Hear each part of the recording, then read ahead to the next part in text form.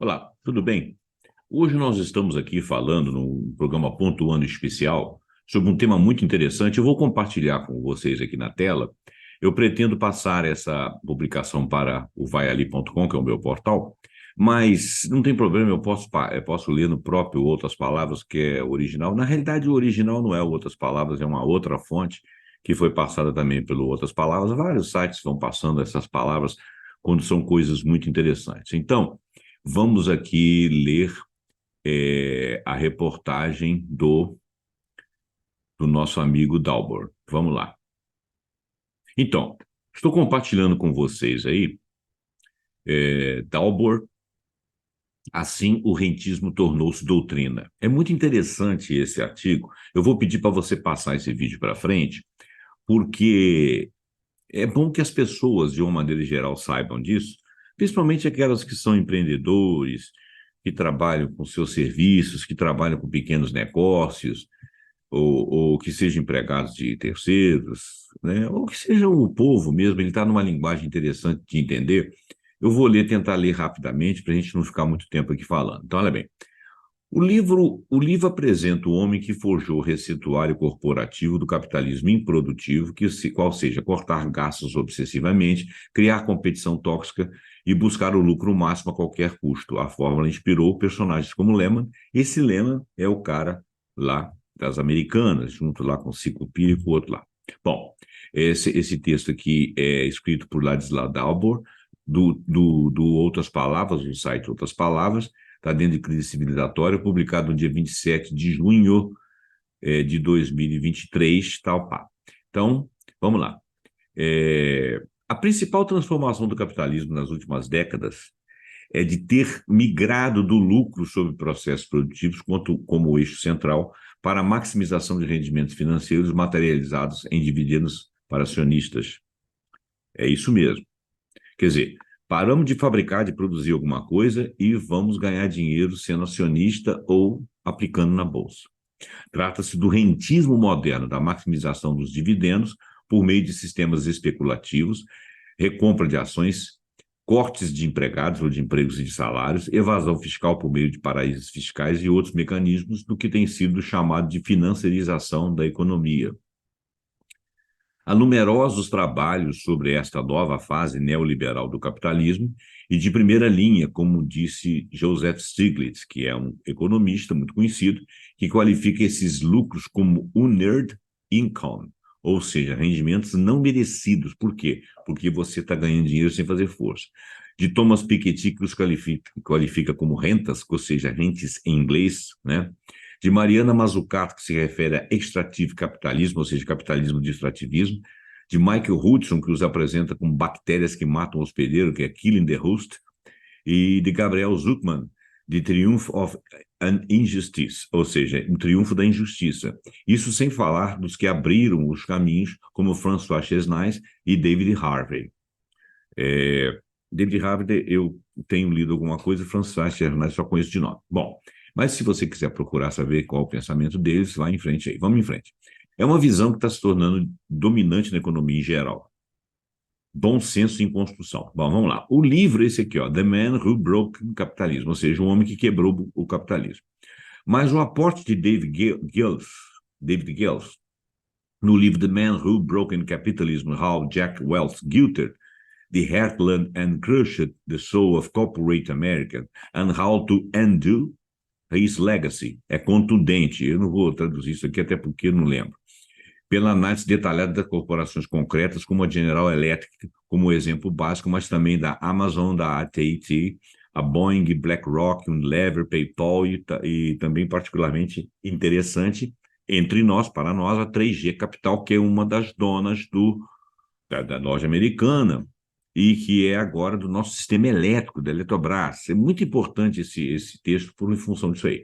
Essa última é controlada por Lehman, Sucupira e Teles, responsáveis pelas fraudes bilionárias das lojas americanas, que constituem o grupo privado mais poderoso hoje no Brasil, conforme vemos na edição da Forbes sobre bilionários brasileiros. O trabalho de Gales alimenta, sem dúvida, uma visão de conjunto da financiarização, mas construída a partir do comportamento detalhado das grandes corporações no cotidiano da tomada de decisões dos executivos.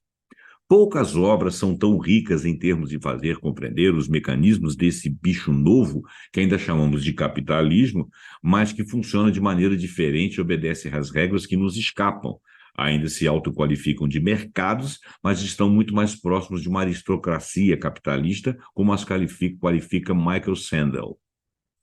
David Gels escreve de maneira excepcionalmente clara. Ele é um jornalista, colunista do New York Times e pesquisador sobre o funcionamento concreto das corporações financeiras e tecnológicas, navega com conforto na área e torna a temática muito acessível. A realidade é que ele escreve muito bem, o livro se lê, ou seja, o próprio livro se diz. É a seriedade da pesquisa, riqueza de fonte e facilidade de consultas faz do trabalho, ao meu ver, do Dalbor, uma das melhores ferramentas para entender a dimensão atual dos nossos desafios. Não precisa ser economista. Gels insiste em que os mecanismos sejam entendidos, queiramos ou não. Esses gigantes corporativos com seu alcance global estão definindo os rumos de nossas economias, dos nossos empregos, inclusive das nossas políticas, né? Então, a grosso modo, ele está dizendo o seguinte, que Jack Welch criou um modelo de trabalho dentro do negócio que não é de produzir, fazer produtos e vender e ganhar e empregar pessoas e tal. Não, ele desloca o foco dele exclusivamente para o lucro e trabalha com dinheiro. E com isso ele faz toma uma série de atitudes. Vamos lendo aqui. Jack Welch é um protagonista central.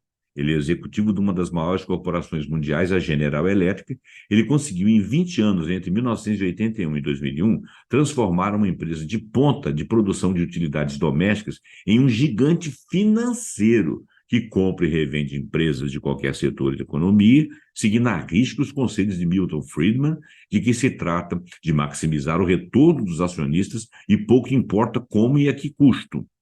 Se a custo de uma sociedade inteira, se a custo de pessoas, se a custo de empresas, se a custo da produção de produtos bem manufaturados, se produtos que vão virar lixo rapidamente, nada disso interessa só o lucro. O Friedman deu uma bênção acadêmica para essas economias do vale tudo corporativo. The business of business is business. Essa fratura entre a busca de lucros e dividendos e os interesses da sociedade é central. A lucratividade da corporação já não se traduz em ampla prosperidade econômica, escreve Gels, citando Aaron Lazonick. Eu me familiarizei com Jack Welch, no caso, ele, o Dalbor, ao ler há alguns anos o seu principal livro, Straight from the Gut, título que sugere uma escrita enraizada nos sentimentos mais profundos e sinceros, mais um dos livros de gestão mais cínicos que já tive entre as mãos. Ou seja, ele não se ocupou de disfarçar qual era o intuito dele. E teve impacto planetário, legitimando o vale tudo ao mostrar que os acionistas da General Electric, GE, passaram a ganhar muito mais dinheiro valorizando a empresa na Bolsa de Valores. De certa forma, o que Friedman fez para os economistas, liberando-os de qualquer relação com ética e valores em geral, o Welch fez para uma geração de executivos pelo planeta fora, um impacto impressionante, mas que coincide com os interesses de se fazer dinheiro a qualquer custo. Basta olhar o que os mercados aprontam no Brasil. Não é à toa, hoje enfrentamos economia desgovernada.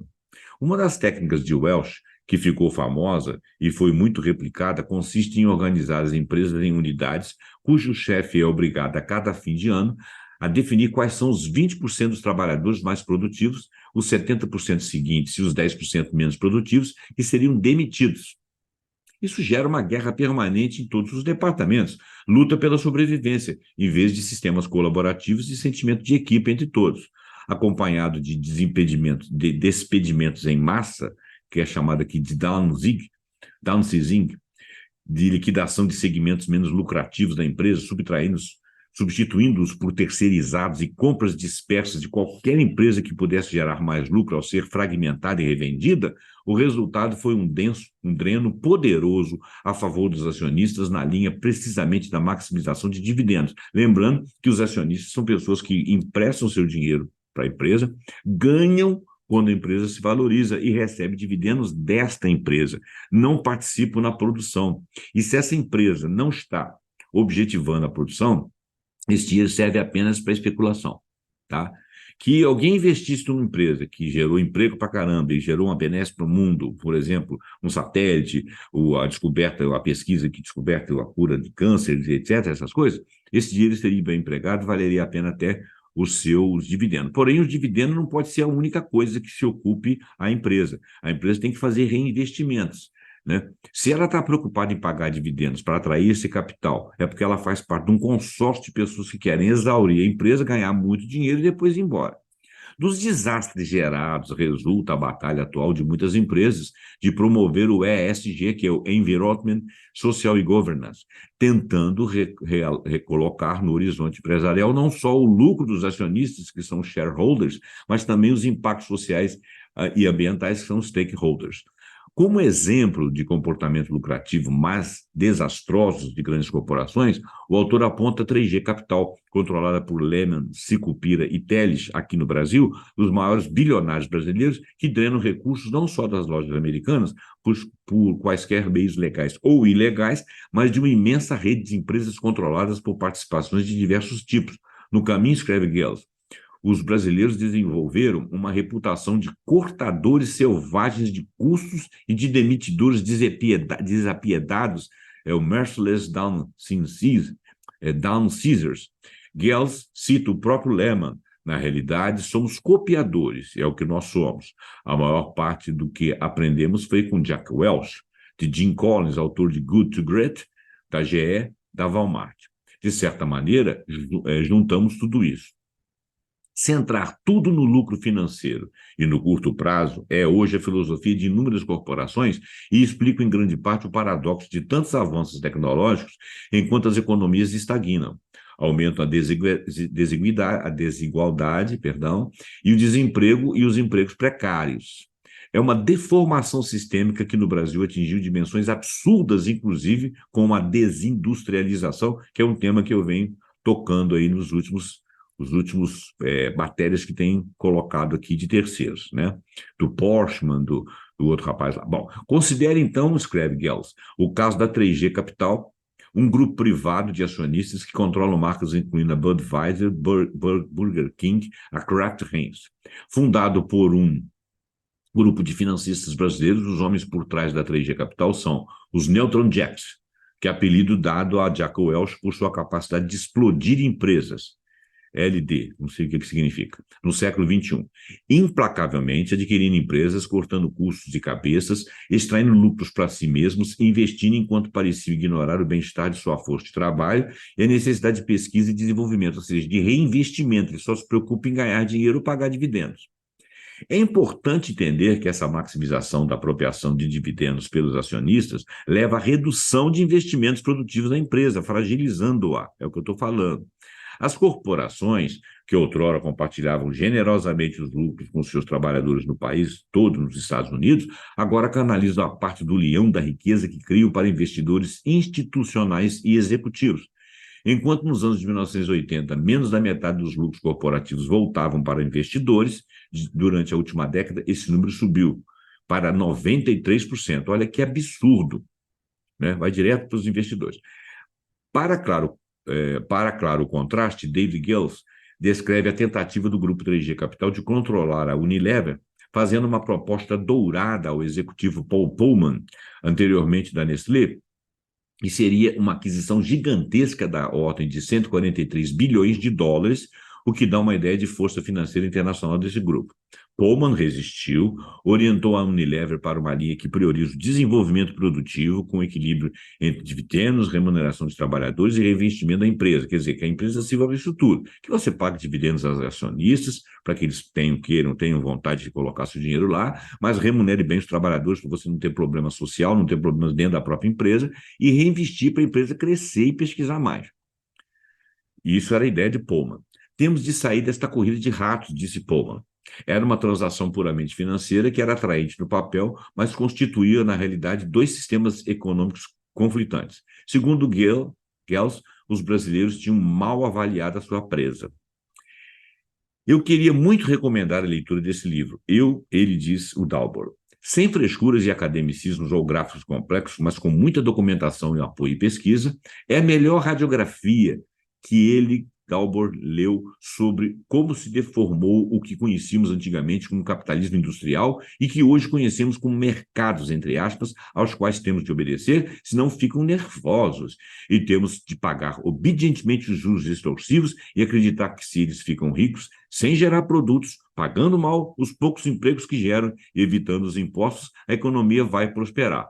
Bem, é o que os consultores na mídia comercial nos repetem todo dia. E, claro, isso não é verdade. Tá certo? Bom, então o vídeo é sobre isso aí. Espero que você tenha tido aí uma boa, uma boa visão do tema, tá? Espero que você tenha gostado aí do que eu falei. Leve isso para frente, passe isso para frente. Se você sentir alguma dificuldade, no vaiali.com, esse texto vai aparecer. Se você não achar, você pode ver lá. Ladislau Dalbor fala sobre Jack Welch. Na internet você vai achar esse texto aí, em outras palavras, ou até em outro local. Ok? Muito obrigado. Até o próximo programa, pontuando com alguma ideia muito interessante. Até lá.